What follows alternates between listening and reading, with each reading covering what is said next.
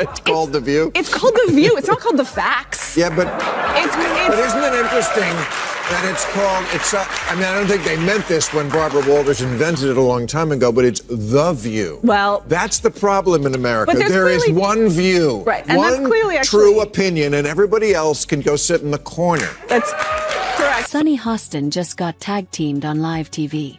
And this wasn't some friendly back and forth.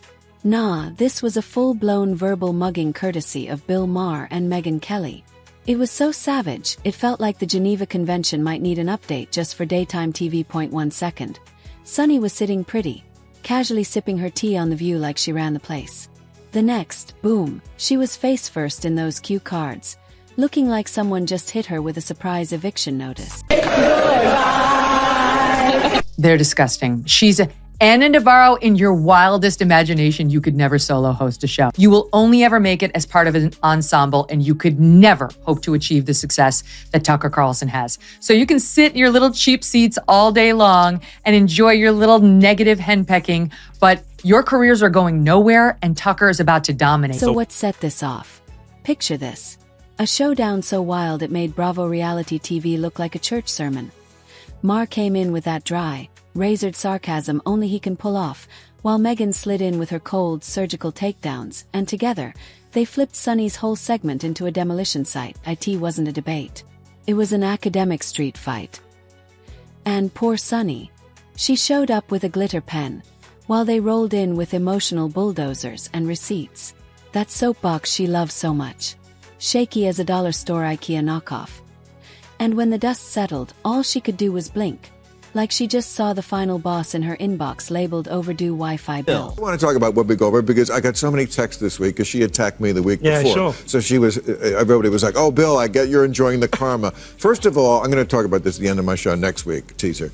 But there is no fucking thing as karma, okay? Get over that. Whoopi attacks me on a regular basis. She says stupid shit on a regular basis. They just happen to coincide. But let's talk about Sunny Hostin's favorite party trick. Swinging that law degree around like it's a designer handbag with a blade in it. Girl treats her resume like it's a flex pass to win every argument. At this point, former federal prosecutor might as well be stamped on her forehead in glitter gel. She's always quick to remind everyone she's a legal expert, but half the time when she starts a sentence with, as a lawyer, you already know it's about to be either totally wrong, painfully basic, or so smug it'll make your skin itch. Somehow, Sunny hits all three in one breath. It's like watching a courtroom TED Talk. Except there's no real evidence. Just non-stop moral lecturing with a side of attitude, no matter what the topic is. TikTok dances, memes, mayo in the fridge. Sunny will somehow twist it into a monologue on systemic injustice. Cat video? That's apparently colonialism. A cooking hack. That's coded oppression. She's basically a walking, talking version of outraged Twitter. Loud, extra dramatic, and always ready to misunderstand the assignment on purpose. That hot mess that they air in the mornings, called The View, had to issue not one, not two, not three, but 4 corrections, legal corrections, 4 legal notes. Not to mention what they did at that debate, where once again, they tried to fact check only one side, and then when their fact checks got fact checked, they cowered. They cowered in fear. I mean, this is a pattern with And the kicker. Even Whoopi looks like she's silently begging for the segment to end. That side eye. Legendary. You just know she's thinking, not this mess again.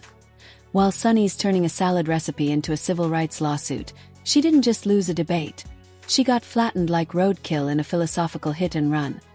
And the only thing she managed to walk away with, that signature scowl that screams, I'm not mad, just disappointed in everyone. See, it's one thing to have bold opinions. But Sunny, she turns every segment into a one-woman stage play. Equal parts courtroom monologue and soapbox meltdown. She's not exchanging ideas. She's preaching from Mount Condescension like it's Sunday and we're all sinners who didn't read the syllabus.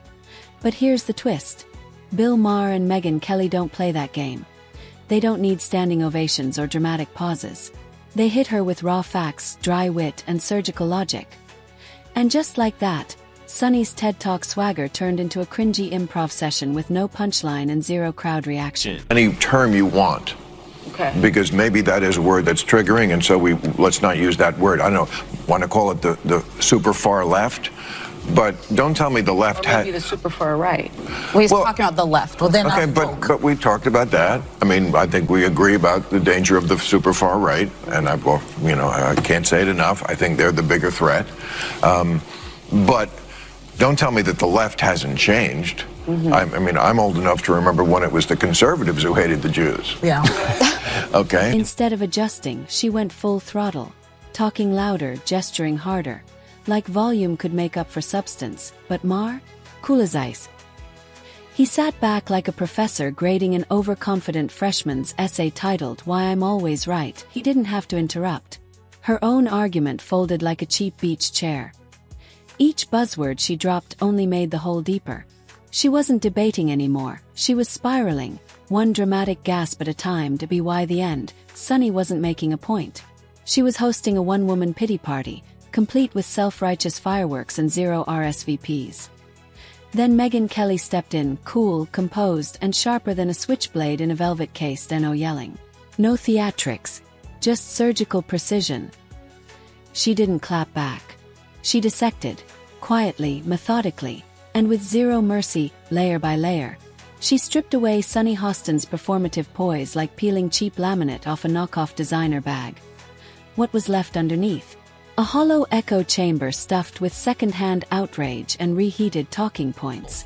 And finally, new rule: stop saying that Whoopi Goldberg getting yanked from The View right after she attacked me on The View is karma. There's no such thing as karma, sorry. Sorry, but life is random. The only word to describe it when a big game hunter gets trampled by an elephant and then eaten by lions is hilarious.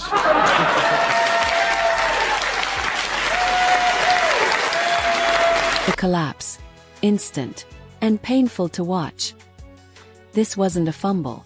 This was a full-blown ideological wipeout. Her high horse bucked her mid-sentence.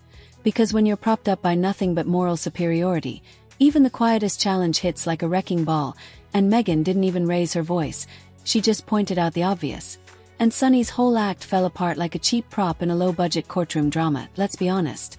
Maher and Kelly's presence alone seems to send Sunny into DEFCON 1 the second her name's mentioned. Sunny's pitch shoots up like she's allergic to facts, the Megyn's real crime. Having the audacity to speak in full, fact-based sentences on The View. That kind of clarity.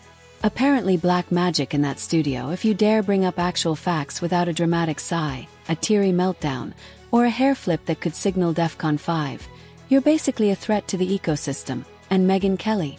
Oh, she's public enemy number one. They had a discussion on The View about world superpowers from the sound of it. That's how they got into it. And Sunny Hostin made some comments about patriotism and America and Black America. It's all in there, Jason. I mean, it's all in there. I'm going to tee it up. It starts with Alyssa Farah, who's supposed to be the Republican commentator. And then you'll hear Sunny jump in. Listen. If America is not the #1 global power, it's not going to be Denmark. It's going to be communist China, a country that right now the government is imprisoning Uyghur Muslims in concentration camps. It is a deeply racist government. It's a human rights violating government. It is a government that if they are the leader of the free world, we are not a free world the way that we are right now. The notion of patriotism and the notion of America and the American flag has been co-opted by the right as if they are true patriots. Mm-hmm. But when I listen to Christopher Wray, the head of the FBI, he said white supremacy is the biggest domestic threat to this country. While Sunny's over there clutching her pearls about the latest democracy-ending crisis, brought to you this week by Vague Vibes and a suspiciously dramatic MSNBC segment, Megyn just sits there, calmly being reasonable. It's offensive, honestly. She cites sources. She drops stats. She speaks like she passed middle school without crying. It's terrifying. A straight-up horror show for a panel allergic to composure and critical thinking. Meanwhile, Sunny's toolkit looks like she raided the drama club prop closet. Smoke bombs, teary rants, and the occasional interpretive shoulder shimmy meant to symbolize centuries of oppression theatrics. She's got them. Arguments. Not so much. And then there's Megyn. dropping cold, clean, fact-checked missiles right into the middle of Sunny's outraged soliloquy. One after another, slicing through the noise like a surgeon with receipts. It's like watching someone show up to a chess tournament with a glittery coloring book and then throw a tantrum because their rainbow unicorn bishop isn't part of the rules. Every time Megyn hits her with data, logic, or straight-up history, you can see Sunny glitching, her eyes widen, her volume rises. But the defense? Always the same. Retreat into the fortress of indignation and hope nobody noticed the meltdown. It's like watching someone argue that 2 + 2 = oppression, and then throw a fit when someone pulls out a calculator. You halfway expect Sunny to scream, "How dare you bring math into this mess?" Like basic logic is some kind of hate crime. Donald Trump will be sworn in as the 47th president of the United States, yay, on January 20th of this month. Not everyone's happy about it, and many people would like us to be more focused on the insurrection that he personally unleashed. If you ask them, as we discussed earlier, they think it's as bad as like the Holocaust, and you don't have to take my word for it. Here is Sunny Hostin of January The View 6th was today. an atrocity. It was one of the worst moments in American history. And when you think about the worst moments in American history, like World War II, things that happened, like the Holocaust, chattel slavery. Yeah, the January 6th is right up there next to the Holocaust and slavery. And don't even get me started on Sunny's one-woman crusade against comedy. For someone who constantly name-drops her knowledge of law and society, she reacts to a punchline like it's a federal offense. Sarcasm, hate speech, satire, emotional battery. She acts like laughter is a direct threat to democracy. We're in 2025 and Sunny still hasn't figured out that comedian is a job title. Expecting Bill Maher not to roast public figures is like walking into a bakery and being personally offended they're selling bread. But every single time Maher so much as exhales with a smirk, Sunny short-circuits. You'd think he read her 8th grade diary out loud, complete with sad poems about justice and glitter hearts around her own name. The gasp, the pearl clutch. It's automatic. She reacts like offense is a mic drop, like saying "I'm hurt" is supposed to end the conversation. But newsflash. Just because you don't like the joke doesn't mean it's illegal. But the real piece de resistance. I want you to note the tone they all talk with him. I want you to look at Sunny Hostin's body language and the way they look at him and everything else. Just because he is a lefty who hasn't gone completely bananas, here they are talking about the word woke.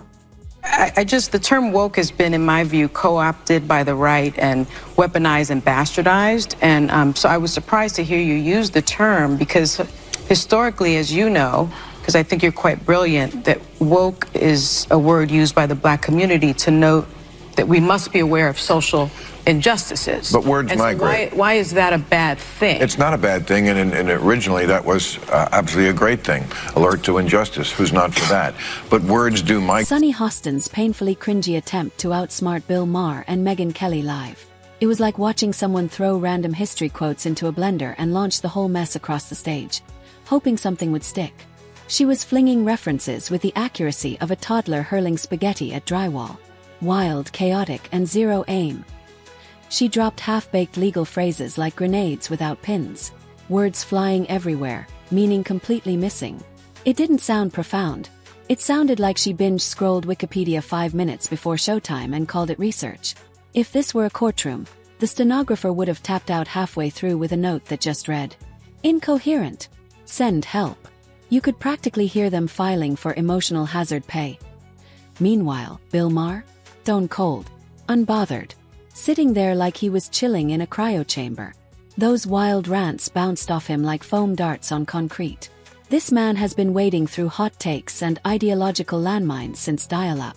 You could see the decades of media training internally sighing, "Not this again." And every time Sunny tried to corner him with that dramatic righteous energy, like she was delivering a scene-stealing courtroom monologue, you just knew she pictured it going viral. You could almost hear the imagined TikToks with captions like, "Slay Queen shuts down misogyny." But Maher, already mentally checked out, probably sipping imaginary wine and wondering if he could beat the traffic to Alex. And Megyn, oh, she didn't flinch. She didn't raise her voice. She didn't have to. Her rebuttals were clean cuts, precise, surgical, and ice cold. One sentence from her, and the entire performance Sunny rehearsed in the mirror that morning vaporized. Sunny looked like she was being calmly dismantled by someone who had already written off her credibility and handed it in for recycling. This wasn't a debate. It was a full-on exorcism. And Maher and Kelly. She played the ice-cold cleric, armed with logic and zero emotion, while Sunny thrashed around, trying to convince the audience that reality was just another biased opinion. Whoopi Goldberg was angry when Alyssa pointed out that Trump went to the funeral of Officer Diller. Yes. On Long Island, and Joe Biden went to a podcast. Look at Whoopi Goldberg's reaction. Choose what you like there, but for Republicans, it was good imagery. Really? One day later, yes. And I'm asking that because I was so offended because you know who showed up. Yeah. And he was, whether he was asked or not. This is a man who didn't care what happened to the officers on January 6th. She promotes Joe Biden and Kamala Harris every day on that show. Trump wasn't supportive enough of the cops who were, yes, in danger on J 6th. How does that explain their behavior on a daily basis? But let's talk about the real disaster here. Sunny Hostin's unwavering belief that her outrage is always justified. She carries herself like her opinions are sacred texts, and anyone who dares question them must be dragged, shamed, and scolded. Preferably before the next commercial break. She's not here to exchange ideas. She's here to perform. Every segment becomes a courtroom ritual where she plays judge, jury, prosecutor, and hype woman.